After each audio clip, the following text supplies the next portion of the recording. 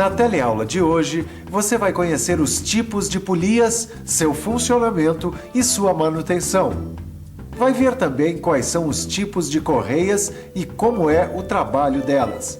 E ainda vai aprender como deve ser feita a manutenção das correias. Eu mesmo costumo fazer a manutenção preventiva das minhas máquinas, as de casa e daqui da oficina. E existem alguns elementos de máquinas que estão em quase todas as máquinas. Na teleaula de hoje, nós vamos ver como é o trabalho e a manutenção de 2 desses elementos de máquinas.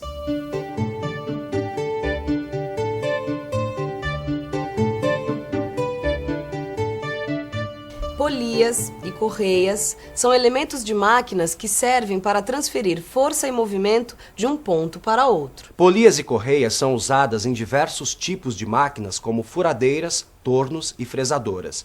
Repare que existem polias planas, polias sincronizadoras e polias trapezoidais. Vamos ver como elas trabalham.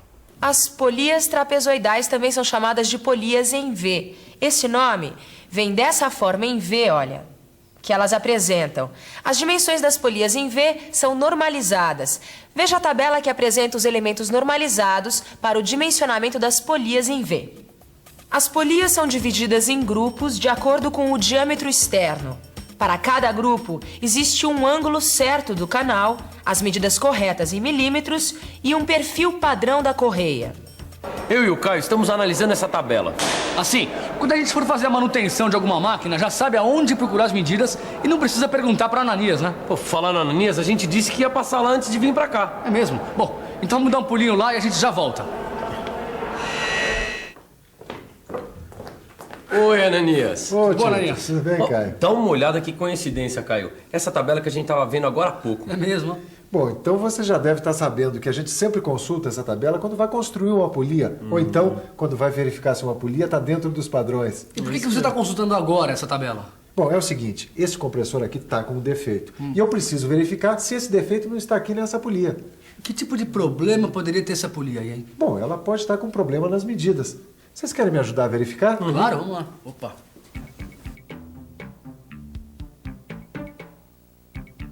Aqui na fábrica, os técnicos em manutenção precisam verificar se as medidas das polias estão corretas. Para isso, eles usam paquímetros e tabelas. Pela minha experiência em compressores desse tamanho, o perfil padrão da correia é A. Caio, confere aí na tabela os valores relacionados ao perfil A. Bom, o diâmetro externo da polia tem que estar entre 75 e 120 milímetros. O diâmetro externo confere. Isso aí. E agora é o ângulo do canal, certo? Certo, mas se é ângulo eu vou ter que usar o gabarito. Tá bom, o ângulo é 34 graus. 34 graus, confere. Joia. Então vamos fazer o seguinte, vamos verificar as medidas W, Z, Y e H. Assim vocês já aprendem a usar o paquímetro. Tito, começo com você. Vamos lá. Quando o canal se desgasta, a correia se desgasta. E aí a gente precisa trocar a polia.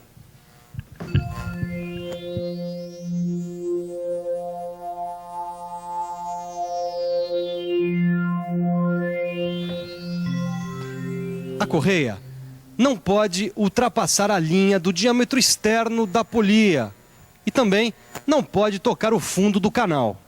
Bom, para verificar as condições das polias, nós temos que ver se as bordas não estão trincadas, amassadas, oxidadas ou porosas. E os canais devem estar sem graxas, óleos ou tinta. Para verificar a dimensão dos canais das polias, a gente tem que ter um gabarito igualzinho àquele que o Ananias tem lá na oficina. O gabarito tem que ter a medida de todos os ângulos dos canais. Olha aqui, um gabarito para polia em V com ângulo de 38 graus. E aqui o ângulo de 34 e o de 36. Tudo isso é importante, assim como o alinhamento das polias. Depois dos cuidados com as bordas e o canal, nós temos que alinhar as polias. Então, vamos ficar por dentro?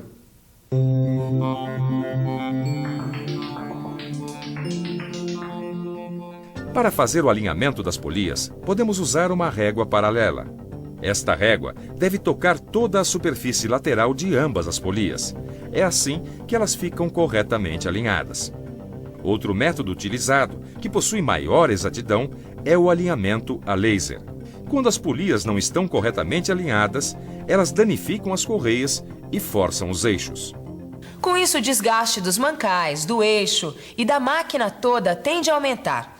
As correias têm duas funções. Elas transmitem movimento e força, além de manter o vínculo entre as polias. Assim como as polias, as correias também podem ser planas, sincronizadoras ou trapezoidais. As correias trapezoidais também são chamadas de correias em V. Essa correia aqui é feita de borracha. Existem máquinas e equipamentos que utilizam correias feitas de couro, outras de algodão ou couro sintético, de viscose, perlon e nylon. A maioria das máquinas industriais utiliza correias de borracha com revestimento de lona. E essas correias têm em seu interior cordonéis vulcanizados, e é por causa deles que essas correias conseguem suportar os esforços de tração. Vamos ver agora os principais perfis padronizados das correias em V. Como nós já vimos na tabela dos elementos normalizados para dimensionamento das polias em V, existem 5 perfis principais padronizados de correia em V para máquinas industriais. O perfil A e B são para transmissões leves, o C para médias, o D e o E para transmissões mais pesadas. E cada correia serve para um tipo de transmissão. Exatamente. E nenhum desses aqui serve para eletrodomésticos. Agora, para eles, a gente tem 3 tipos diferentes de perfis de correias. Mas não são perfis padronizados como os das máquinas industriais, não. São perfis fracionados. Exatamente. E para saber mais sobre esse assunto, a gente tem que consultar o catálogo dos fabricantes. Além de saber quais são os perfis das correias, é importante saber como é feita a sua colocação. Em primeiro lugar, não devemos usar nenhum tipo de ferramenta para forçar a correia a entrar nos canais das polias. Isso poderia romper a lona ou os cordonéis das correias. Vamos ver agora como é feita a sua colocação.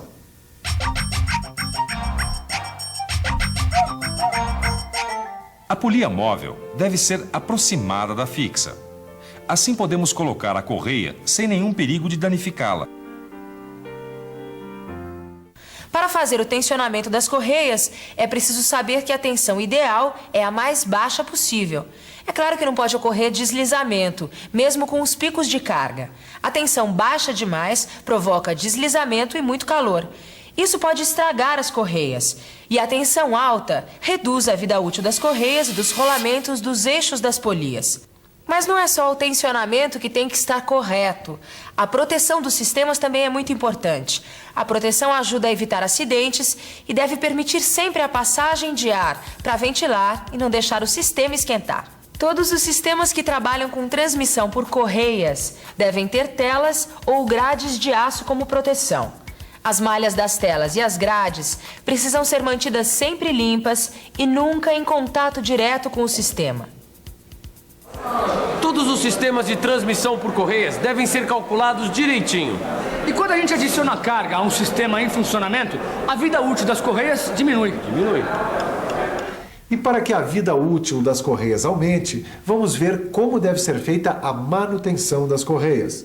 A primeira recomendação é a de sempre, a limpeza. Devemos manter as correias sempre limpas. E durante as primeiras 50 horas de trabalho é que as correias sofrem o maior esticamento. Então, nós precisamos estar sempre verificando a tensão. E quando for preciso, devemos ajustar as correias. Após 100 horas de trabalho, nós devemos fazer uma verificação de desgaste e tensão nas correias e polias. Quando uma das correias de um sistema romper, é melhor continuar o trabalho sem ela. Nós não devemos misturar correias novas e velhas. O certo é trocar todas juntas. Nós sempre devemos usar jogos de correias da mesma marca nos sistemas. E nunca podemos tirar o protetor dos sistemas quando a máquina estiver trabalhando. Mas a gente nunca deve tentar remendar uma correia em V. Se ela estiver estragada, como essa aqui, o jeito é trocar. E vamos agora revisar tudo o que nós aprendemos nessa teleaula de hoje. E atenção, se liga aí que é a hora da revisão. Na teleaula de hoje, você conheceu a tabela dos elementos normalizados para dimensionamento das polias em V. Você aprendeu quais são os cuidados e como deve ser feito o alinhamento das polias. E você viu também como deve ser a colocação, o tensionamento e a manutenção das correias. Essa foi só a introdução sobre polias e correias.